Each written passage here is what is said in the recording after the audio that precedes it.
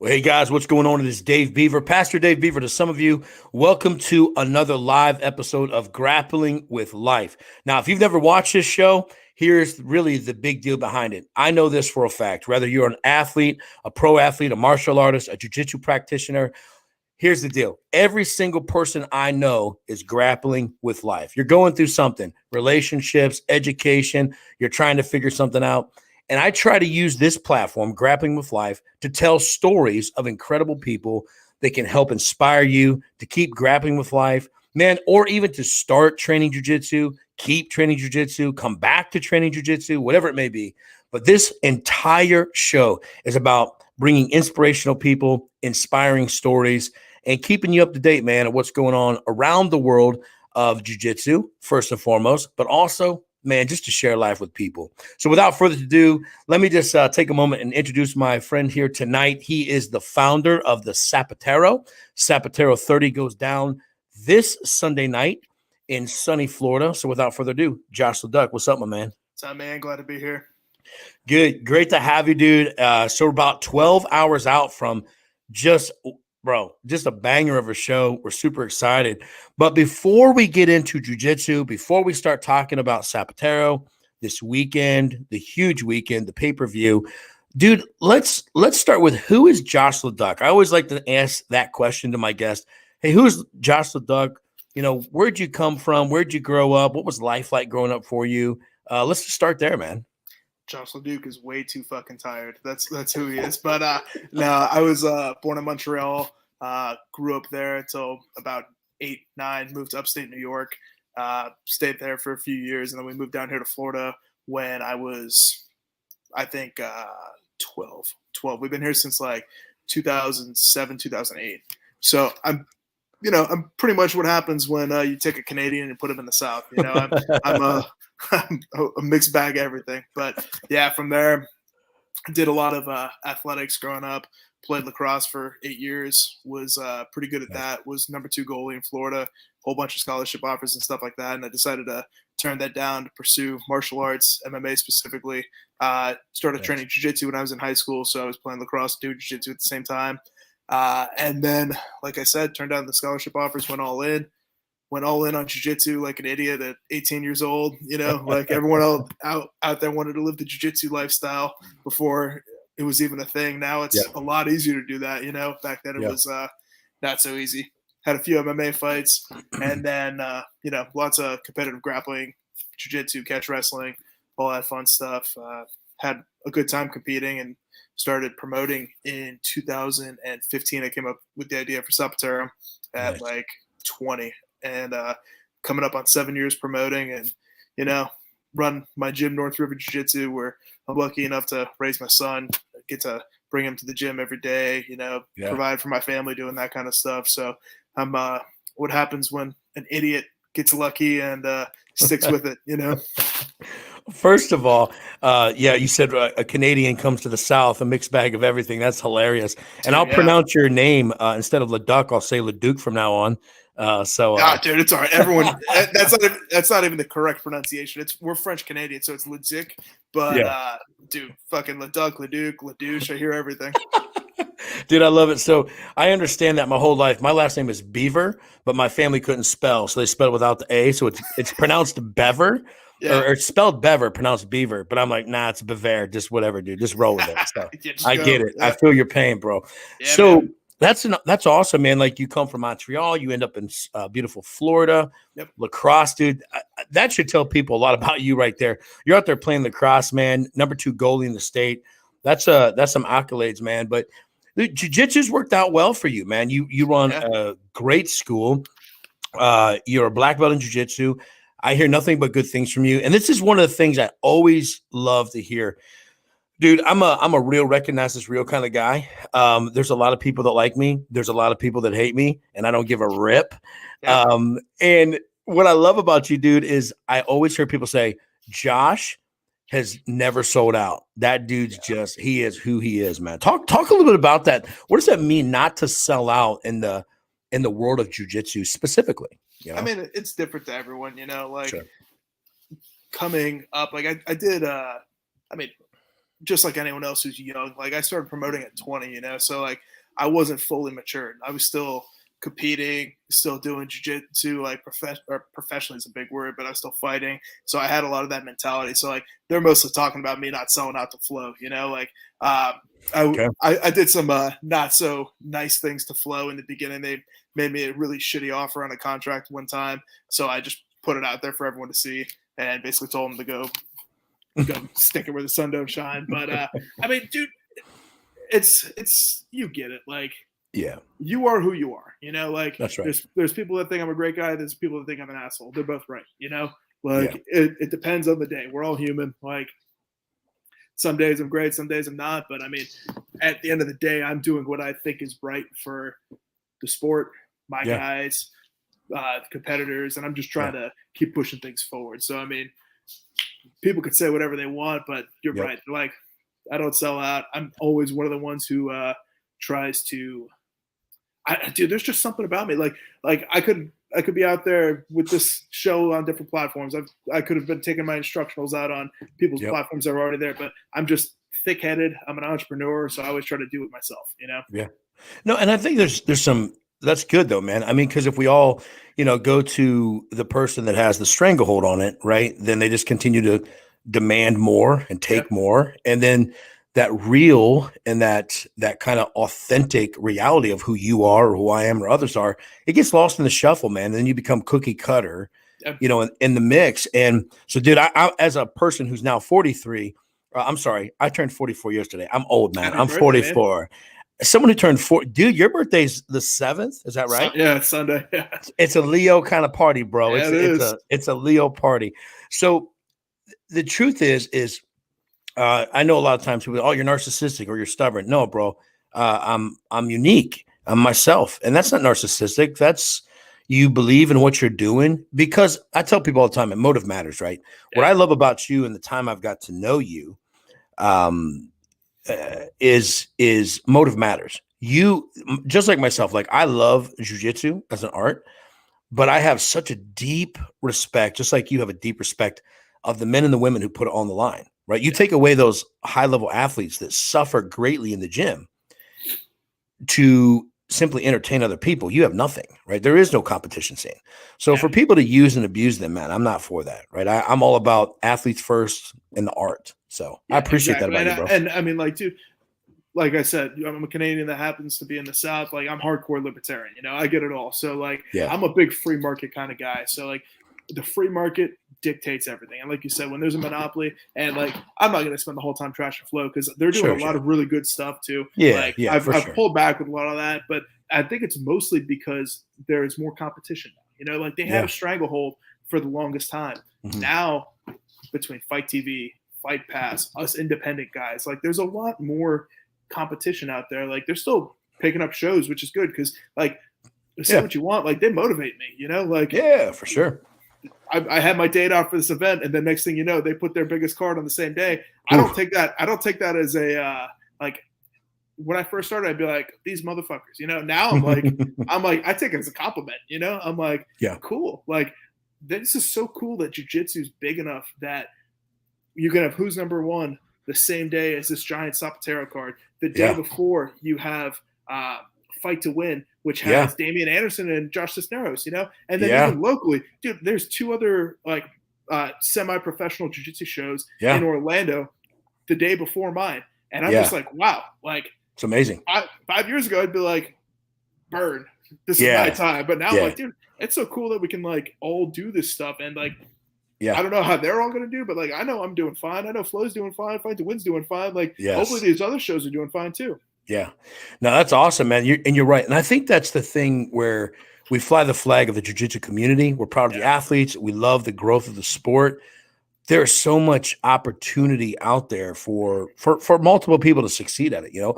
This is Josh, this is one thing. And I want to publicly just thank you.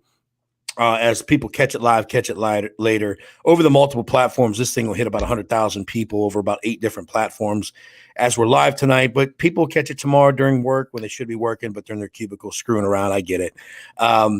Checking their social media. But here's the thing, dude, a year ago, we started, we launched Twisted Church, dude, what an honor. Like, we got to host one of 4 national qualifiers for you in Sapateiro. And, my whole thing is like, we're not here to do anything better than anybody. We're doing something new. We want to add to the party. Guys like you are killing it for doing it for 7 years. And so I just want to say thank you, man. You've been nothing but super supportive, encouraging, helpful. Like, we've got to learn from some of your mistakes, and we've taken your advice, and that's appreciative. You and several other people have been awesome. So that speaks to the volume of how much you care about the athletes and this art, right? Let's all ships rise with the tide. Man, the tide is rising, man. And thank you so much for that personally, brother. I appreciate that. And thank you for doing it. I mean, you guys did a great job. And dude, I mean, like, say what you want. Like, there's no better, but like, you guys had the biggest qualifier out of all the qualifiers, like, so, I mean, that says something about what you guys are doing. It says something about the local talent too, like the Midwest has always been like, I don't want to say a hotbed, but it's been slept on, like there's been great competitors that came out of there. Like, dude, one of the best guys in Sapateiro history, Joe Bays, came from Kentucky, and he was slept on by everybody, and he's got more title defenses on Sapateiro. Like, if I had a Sapateiro Hall of Fame, he's first one in there, and he's coming from the Midwest. So like, that's awesome. Those types of guys, like Brad's a phenomenal guy. He won the qualifier, and Josiah as well. Like, there's a reason Josiah got the first call in when someone got injured, because like he made it to the finals of the biggest qualifier, it brings tough guys, so I'm really excited to see how they do, because like there's something about those Midwest guys, like great wrestlers, they grind, and I mean, especially Dante's gym out there. Like, I've known Brad for a while. He's a monster, and I know also like BJ, he trains with him up in Super Systems and all that stuff. So there's a lot of really good guys in the Midwest. So it was awesome to see you guys put that on, and hopefully we can keep showcasing some of the Midwest guys down here too. 100%, dude. I know we just getting started. Collectively together, recently you had put together just a little group of us individuals, and I'm looking forward to just kind of the collaboration, man, the team effort, looking to how do we support different dates, because at the end of the day, I do think, Midwest, East Coast, I can tell you right now, I've told people like, hey, I just think the day of the super hub for jiu-jitsu shows and the biggest athletes being, California, Texas, Las Vegas, that day's done. You better add Ohio to the list, add the East Coast to the list, because obviously, man, the Sapateiro, what you're doing it's 7 years old, but its best years are yet to come, right? Yeah, 100%. This card that you're putting together, Sapateiro 30. I mean, I was excited. I was excited to see the list of 205ers, dude. Did you see just the bracket come together? In my opinion, it's a top 5 card in the country for jiu-jitsu, Yeah. When I'm looking at it now, because like, dude, when you promote, like, these guys say they're going to come and you don't know if they're actually going to show up, and like, having done it as long as I have, I've run brackets from $1,000 to $10,000, and it's like, no matter what, there's always a lot of pullouts. But even this one, man, like, there's only been a couple, and as soon as someone pulls out, like, when Rao pulled out, like, and he had a great excuse, like I love Rao. He's a Sapateiro champ. He's going to come back again. But when he pulled out, I had messages on people trying to get in.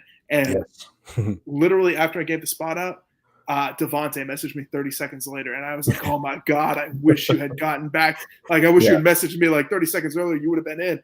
And then I had to wait around, hope someone got injured, and then he got in. So like, yeah, dude, this list is crazy. And like, looking back at like the other big 205 divisions, like not that anyone's better, but I'm more excited about this one than any of the other professional 205 divisions that I've seen in a long time. Like, it reminds me kind of that EBI that Gary Tonin won at 205, like the same caliber, maybe even a little higher. Like, especially with these guys, like there's 4 of them going to ADCC, there's a bunch of them are trials medalists, a bunch of them are combat jiu-jitsu world champions. Like, it's exciting. Yeah, for sure, man. And it's kind of funny when I first saw the drop on El Monstro and Giancarlo Bedoni. And back in May, that was our finals at Twisted Church, right? Yeah. Those dudes banged for 20 minutes. Yep. And guess what? I was like, I don't know that both those guys make it to the finals in the show, because there's a bunch of guys that with the rule set, the EBI rule set and how that lays out, dude, it's kind of anybody's show right there. You know what I Yeah, mean? So, it's crazy because like all my students have been asking me because I had the bracket on the board that I was messing around with. So like my yeah, students have kind of see like the backside of it. yeah, And what I was thinking, like, who do you think's gonna win? I'm like, I cannot tell you. I have no right, idea. Like yeah, normally when I make a bracket, I have ideas of who. Like normally when you sure, make a bracket, you have like four that you're pretty sure gonna make it through. You know, yeah, yeah, and fair this enough. one, like, dude, the top eight, everyone in the top eight can sub each other, and then the entire bracket, it's anybody's day. Like Absolutely, we don't know. And like you said, the EBI rules make it really interesting because like some of these guys may not have as much experience there as the other people. sure. And it just really leaves it open. And I don't know, we're going to see some great matches. Absolutely. Hey, talk a little bit. Let's talk about the venue a little bit. Let's talk Yep. about the show come Sunday. Now, I'm super pumped. Myself and Robbie Carter. Robbie, if you're watching, he's in Florida right now, Yeah. enjoying vacation. I hope he's getting a sunburn because I'm stuck here at Ohio working. But Robbie is a great guy, very resourceful, very knowledgeable, works hard behind the scenes. He's the operations, director for us. And so we're going to be flying down early Sunday morning, hanging out, at the show. Talk a little bit about the venue. Those that are coming to the venue, what can they expect? And then also let's talk about where people who can't be there live because the tickets are sold out. How can they catch the pay-per-view? I want to make sure we get that out early in this conversation. Yeah, 100%. So you can watch live on Facebook. We have a Facebook pay-per-view on the Sapateiro Invitational page. It's just like a Facebook live stream, but it's behind a paywall. It's $20. So you'll go through there. It'll go through PayPal or your Facebook account, and you'll pay the $20, and then it's going to be streamed live, 5-6 camera angles, all HD. There's going to be a comment section. We got Big J Reglabudo on the mic, one of the best commentators in the game. So yeah, we're really looking for the pay-per-view. And then as far as the venue, like, dude, we are like you said, we're so close to sold out. Like the venue's very large. So like we'll always have standing room there. So if you come and we're sold out of actual seats, we got standing. Gotcha. But I think we have like 7 seats left to sell. They'll be sold tomorrow, so if we can fit some more, we'll be able to do that and like upgrade. But other than that, it's gonna be standing room only. The venue's the Dallas Bowl. It's a great bar in Tampa. It's known for it's a country bar. So like that's my kind of style. Like it's great. And they got a big old bowl in the corner that you can ride and all that stuff. Pool tables, like dude, it's like Roadhouse and jiu-jitsu mix. So it's my kind of place. I love it. I'm really excited for it because like just what we're doing with the venue with it's multiple stairs or multiple tiers. So upstairs we're gonna have all the athletes and coaches, and they can look down into the matches from the top. Yeah, there's a nice backstage area for everyone to walk out on. Lights, like they have Brooks and Dunn that come and do concerts. They're a big. It's a big venue, so I'm really excited to use that. There's no bad seats in the house. Like you said, we're completely sold out of all the seats except for like a couple in the back. But I'm excited, man. It's gonna be a good time, and it's going to be something people aren't gonna want to miss. Hopefully we can make it a normal occasion to use this venue because like that's something I've never done. Is I've always hopped around from venues. We always switched from between Bradenton, Sarasota, Tampa, and then like we'd go into like Nashville, Memphis, all over the place. Like I need to find a home for this thing, and I think the Bowl might be that place. So I'm looking forward to having a great first event there and hopefully making that our place. Yeah, dude, I love it, man. It sounds great. The pay-per-view sounds great. Looking forward to see how it works out on the paid wall for Facebook. I see a comment here, 9:22 p.m. Robbie Carter says, we're getting Dave Beaver on that bull. Hey, that bull wants to get on Dave Beaver. No problem, Robbie. We got this. No worries. Dude, it's let's talk a little bit about the undercard or some of the other matchups. Like it's kind of funny calling it an undercard to your main card. There's some gangsters on that thing, man. Let's talk about some of those matchups, some of those that excite you. What do you expect to see kind of out of those? Yeah, give me a sec. I'm pulling up my card just because it's so stacked. For sure. Yeah. So I mean, like our first couple of matches, like up and comers. We got a couple of teenagers who are high level. Dante and Brandon, they're going to go after it. So it's a great way to start the night. Young guys in the spotlight. It's always fun to see how they react. And then Court Shaw, he's been on the show multiple times. Matt Yost won one of our purple belt divisions. That one's like the nice thing about these matches is I don't think any of these are going to overtime. In those super fights.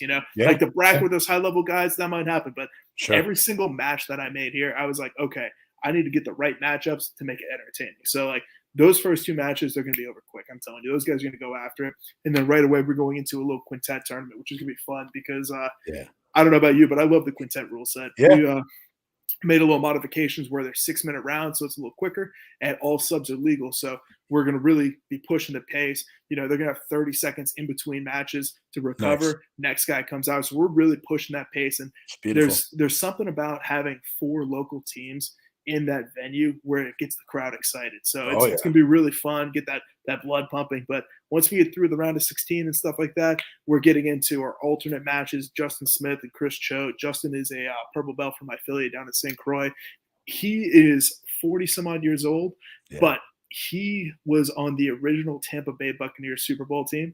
Right. He is an old lion, an athlete, a purple belt. He is a savage professional MMA fighter. And he's taken on Chris Choate, who's one of Kevin Gallagher's blue belts coming up. And Chris Choate had a great performance on the Southern qualifier. He subbed everyone to the finals, losing in the last couple of seconds to Andy Perez. So this kid's really good. It's that young lion or old lion versus young bull. It's going to be an exciting match.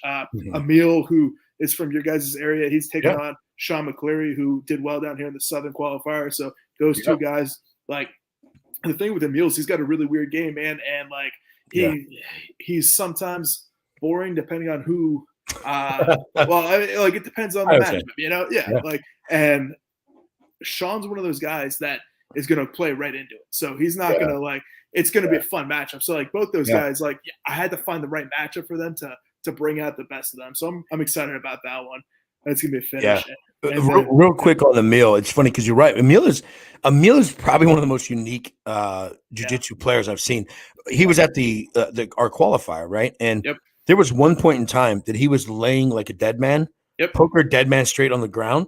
I just teach, like we teach kids and stuff, like your legs should never be noodled on the ground, right? Keep your heels close to your butt. And I was like, never mind, just don't do what, I guess, just watch Emil, right? Yeah, dude. And like, guess what? He won. Be a submission. It's funny because like Emil gets a lot of shit.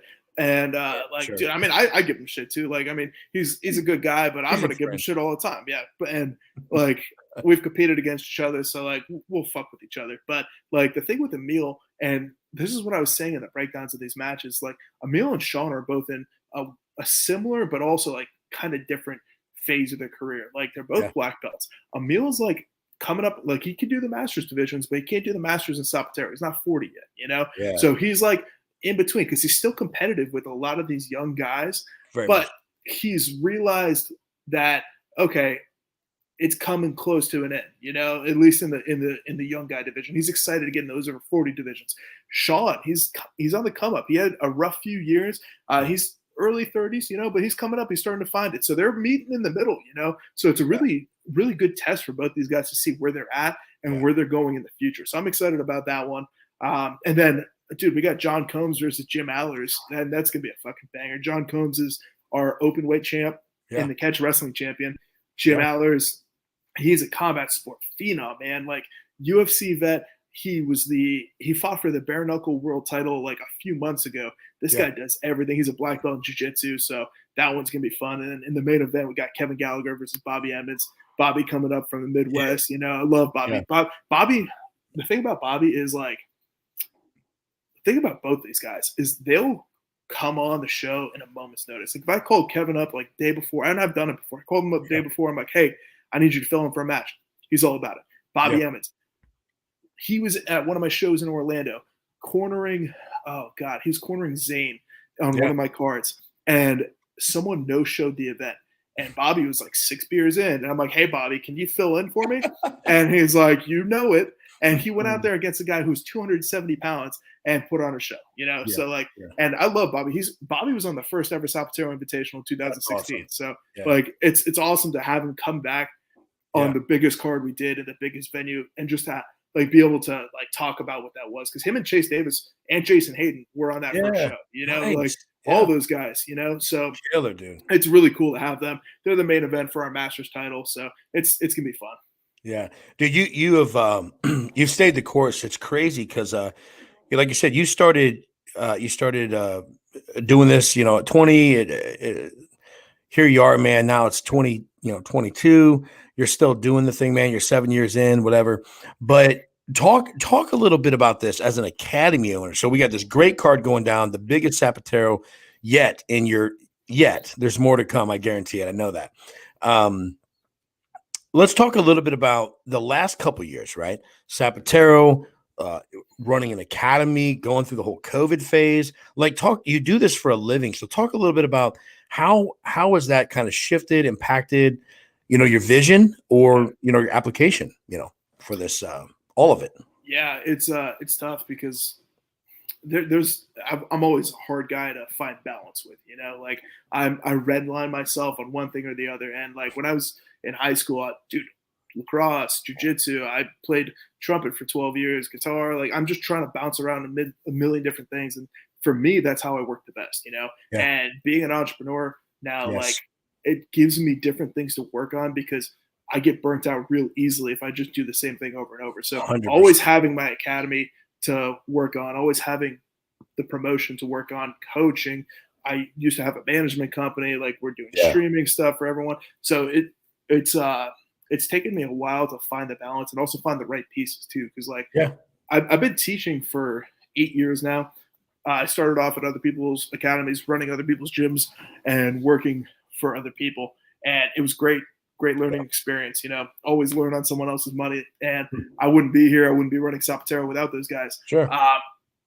But being able to transition, I opened my own academy almost 4 years ago now.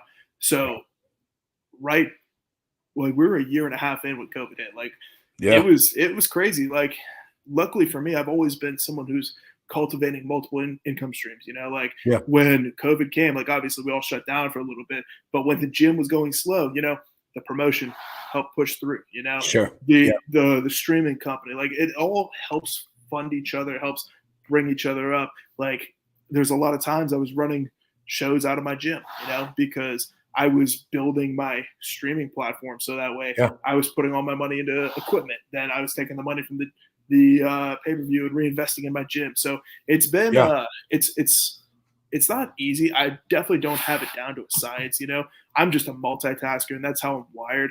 So I've been lucky that I've been able to go through all those phases and use it to bring it up together, cut out the things that I wasn't enjoying and things that weren't working out for me, and then reinvest and double down on the things that were. So now it's basically my academy, the promotion, and then I still teach seminars and stuff like that, but it's just there's so much on my plate between coaching my guys, running the show, and then the academy. That's kind of where my main focus is, because like we've had John Combs move down here, Keith Krikorian's part-time down here, so I got a lot of up-and-comers too. So like these guys, sorry, my cats are going crazy over here. Whoa, hey, get out of here. That is the single coolest thing that's ever happened on this podcast, period. Ever. Those cats, like, were getting it. Yeah. Oh, yeah. They're about to get it again. But yeah, it's just it helps me refocus. So your focus is on what's important. Obviously, my family, and trying to spend as much time here as I can, and then also the guys who invest their time and like dude, those guys, like they get to they trust me, so I have to like put that back out into them. Yeah, for sure, bro. Dude, I love that. So I'm going to say, man, I love that because I'm sure you've heard things like this, like, bro, you're burning the candle at both ends. Like, do you ever sleep? Like, you're crazy. You're doing too much. Bro, listen, I totally, like when you're talking, I get it. I got to have like multiple irons in the fire because that balances me out. If I'm doing one thing, I'm bored. Like, because I'll work 6 months ahead and I'm like, okay, what do I do now? So I have a deep appreciation for that because I know it's like when you play hard. When you sleep hard. You probably don't sleep very long or very, very deep, but you're like, all right, I slept. Here we go on to it. So I think for people that are wired like you, wired like myself, it seems chaotic to others. Yeah. But the more chaotic it is in some regard, the better I perform, the better you perform. Cause I'm like, okay, I'm problem solving continuously.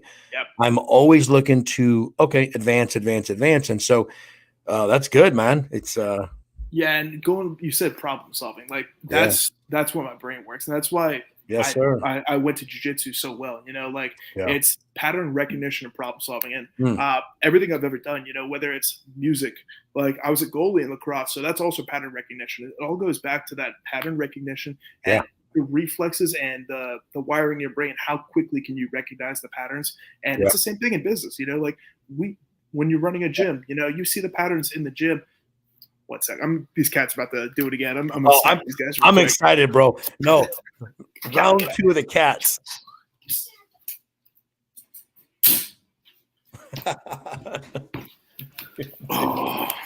No, I'm so glad that happened.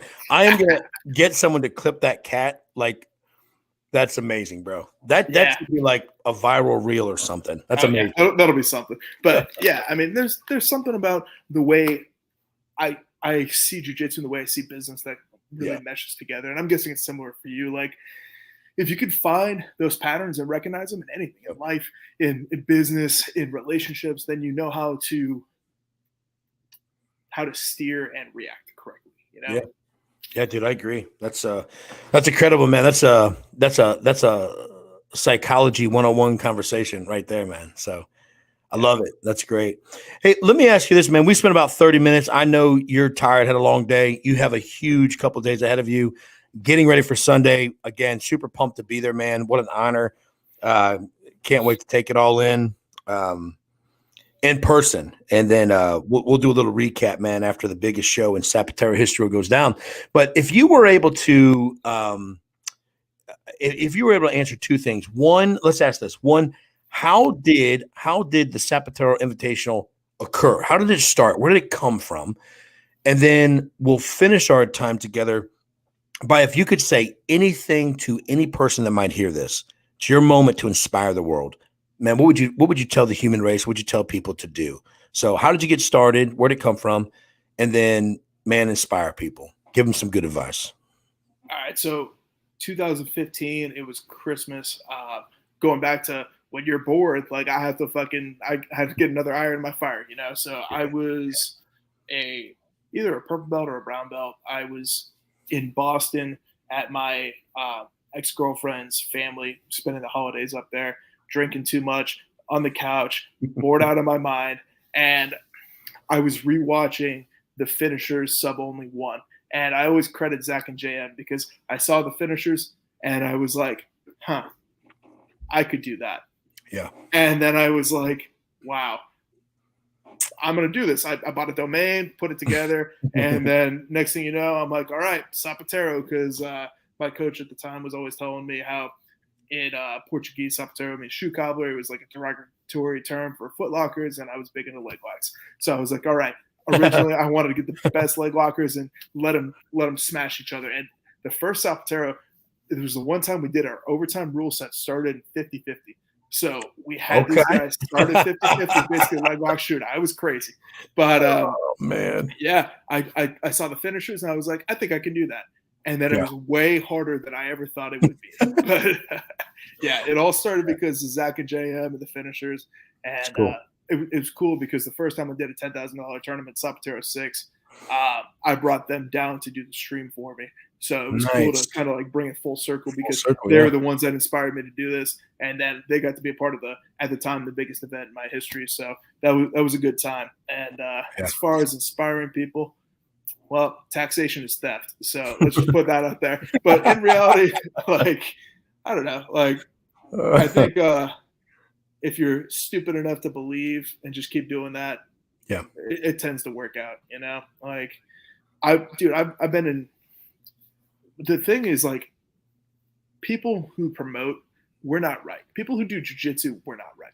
There's something wrong with us. But the people who get into promoting jiu-jitsu, even more so. And, like, that's why I like working with you guys because, like, you're not right, but you're also not right in a good way. There's guys that come into this because they want it for the money, which, listen, man, there's not a lot of money in this. This is like this is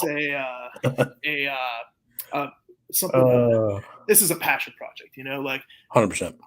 In the beginning, dude, I went into so much credit card debt over this. Like I was a 20-year-old who was like, I'm gonna do this, right? So I financed it all myself, credit cards. I had some business partners, and we did did things together. And by the end of my like first year and a half, my credit score was trash because I defaulted on everything, you know? And here I am, 28 years old, everything's rebounding, and Yeah. now I finally like can do it the right way. But it's Yeah. like throughout that, I just kept going, you know, I just Yeah. kept believing, and I was just like, this is what I do, you know, like it's gonna work out. The biggest thing my coach ever did for me, and Bill Murphy's my coach, big shout out to him, much love. Like the mats we use, Yeah. mats in my academy, the mats we use for all this, he got them for me as a gift, and like Wow. I wouldn't be here without him. He's basically Beautiful. my dad, like he's the godfather of my child. I named my child after him. And Nice. when Nice. I started doing promotion, he sat me down and he's like, you need to watch Shakespeare in Love. And I was like, what? And he made me watch Shakespeare in Love. Yeah. And throughout it, there's, I forget the character's name, but he's just constantly repeating, it's going to work out. I don't know how, I don't know why, it's going to work out. I love And it. that's what it was. Dude, like I've been the lowest lows. Like I had a show in Kentucky, half the card pulled out the night before, and I was drunk in a ditch. Swear to God. Like ask Adam Gomez, because it was over in Georgetown and he had it set up with his UGI. He had to show up to the hotel and bring me back to my hotel room because I was like 22 crying. I'm like, I'm losing all my money. I can't do this. I can't do this anymore. But it was like, you know what? It's gonna work out. And you just keep persevering, you just keep going, and like you'll find a way, you know, like there's nothing that can't be accomplished through blind stupidity and just will to keep going, you know? Yeah. Yeah. So, I love it. I think that's that kind of durability, that kind of scrappiness, that fight. It's one of those things. You're a black belt, man, but it's like I could be really wrong. I'm a fresh purple belt, man. I got my purple belt June 8th, but I think because I do approach life, business, jujitsu in a very analytical business way, problem solving, seeing patterns. So when you talk like that, I totally get that. I'm the kind of guy that will check it twice, check it 3 times, 4 times, just to make sure that I'm on the right track. But what I've realized is I think I can identify those that I believe will become black belts in actual jujitsu because they're black belts in other aspects of life. yeah. Way before the jujitsu black belts will come, but they're a black belt in life and business. So you're this durability, this stick with it, this stay mentality, even when it's hard, through the tears, through the doubt, through the fear, through the frustration, you just kept going, right? Yeah, it's the same thing in jiu-jitsu, like you're saying. Like if you have that the ability to weather the storms, you know, and for me it's like I'm a routine person, you know. If I'm in my routine, I'm happy. If I'm out of my routine, I'm losing my mind. So once I just developed a routine of, okay, I do jiu-jitsu twice a day and I work on my business in between, you know. Yeah. It's second nature. It's just what I do, you know. And once people can do that, whether it's jujitsu, whether it's promoting, whether it's anything, you know, you just put it in your routine and you don't feel right when you don't do it. That's right. Then you become what you need to be. Yeah, that's incredible, dude. That's good advice, man. And the advice I hear giving everybody out there is stick with it, stay the course. I don't know how. Here you go. Stay stupid and keep doing it. It's going to work out. I like pretty that. much. Yeah, pretty much. Keep it simple, stupid. But dude, I have so much more just kind of respect, admiration talking with you tonight. I feel like you and I come from the same planet. I don't know if it's Canada or where, but I understand how you tick, man. And and it's cool. I've had a lot of people, I'm sure you have too, try to get you to be more like them and more conventional, but that just don't work for guys like you or guys like me. We got to do it our way. It's peculiar, it's different. But like you said, those in the jiu-jitsu world, man, who choke their friends for fun, they're different. Like they're peculiar. So, but again, man, this whole grappling on the mats just equates so much to grappling with life. I'm going to ask you one more question. I lied. This is the last question. We'll get out of here. We'll go to bed, get our days going tomorrow. How has jiu-jitsu in particular really impacted your life, the real life application of relationships or business or jobs? Talk a little bit the mat to the mat of real life for us. I mean, it's given me everything, you know, like I get to provide for my family because of it, you know, like like when you asked me in like high school what I thought it was going to be a history teacher and a lacrosse coach. Like I was going to be making 40 grand a year after 4 years of college, and like teaching in Florida. Now I get to do what I love. I get to base my income and grow it to whatever I can because of my passion for this. It allows me to raise my child. I get to be with him every day. He gets up, comes to the gym with me. I get to take care of him. I get to build my own schedule. Like I met my wife doing this. I met everyone, all the important people in my life. Like, dude, like I said, my coach is like basically my dad. Like my dad wasn't around growing up, and luckily my coach always brought me under his wing. And like, if it wasn't for him, dude, I'd be really fucked up right now. Like I'm messed up now, but I'd be really messed up if it wasn't for him. So like so there's just the adversity that you deal with while you're training. And it doesn't for me, it always came from competition because I was always super competitive. And now just because of how much I've going on, I kind of steer away from it a little bit. But the thing for me about competing in jiu-jitsu is it always answered a question about myself. Like, I don't know about you, but I've had times where I've mentally quit on the mats in a competition, Absolutely. And then I had to recognize that in myself and I had to deal with that. Then I had times where I had the opportunity to quit. And because of those previous failures, I chose not to, Absolutely. So like, it's really built the resiliency, the mental toughness. I mean, absolutely. I don't know if it's ever helped me in my relationships. Probably not. It's definitely made my relationships worse, but like I'm still a work in progress, but yeah, dude, amen. Aren't we all? Yeah. It's all transitioned to my life in a great way. It's given me everything. That's awesome, dude. That's awesome, man. I appreciate you taking time tonight, man. I know it's a little later here, and hopefully those on the East Coast, West Coast have a chance to catch this. Share it. And I'll say this, man. Josh, thanks again. And as we get ready to pop off here, anyone who's watching tonight, good, rich content, man. Real people, real recognizes real, man. I don't bring phony people on here. I ain't trying to fake it till we make it. I know I might not be your cup of tea, the kind of pastor you like, but I don't care.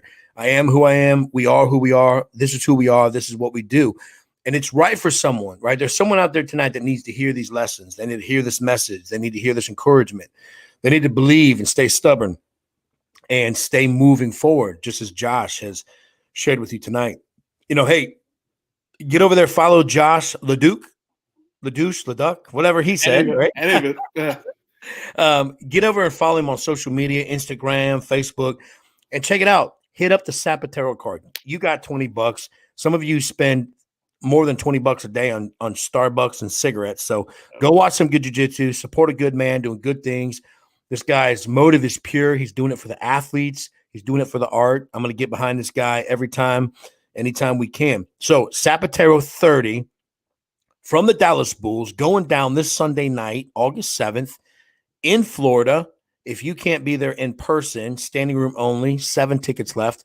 Buy the pay-per-view, man. Get behind good people doing good things, right? Support this art. We have a stacked card. I can't wait. I'm going to be in sunny Florida for 24 hours. I fly out at 6 a.m. on Sunday, fly back to Ohio at 6 a.m. on Monday. It's going to be a barn burner. I'm probably too old for that action, but I'm doing it anyways. I'm going to be in the room. You get in the room, either social media or in person, and support Sapateiro 30. I think I've made that crystal clear. Josh, one last question. Tell them where they can follow you on social media, and I'm going to cut you loose. Yeah, you can find me. I think it's Starlord BJJ on Instagram. I mean, that's what I'm most active on. Josh Leduc on Facebook. Probably won't add you back on Facebook. I'm trying to be a little more private, but yeah, find me on Instagram. Yeah. Awesome, man. Perfect, Josh. Thank you so much, man. Be with you. Thanks, man. Appreciate it. Also, thank you for the free pay-per-view action of the cat jiu-jitsu that went down earlier tonight. That was killer. It was a good time. Bro, I'll see you here just in a few days in good old Florida, man. Thank you so much, bro. We'll talk soon. Man. I'll see you soon. Everyone watching, God bless. Tune in, catch it live, catch it later, share it with everyone. Hey, welcome to Grappling with Life. We're all grappling with something, so keep it going. Here we go.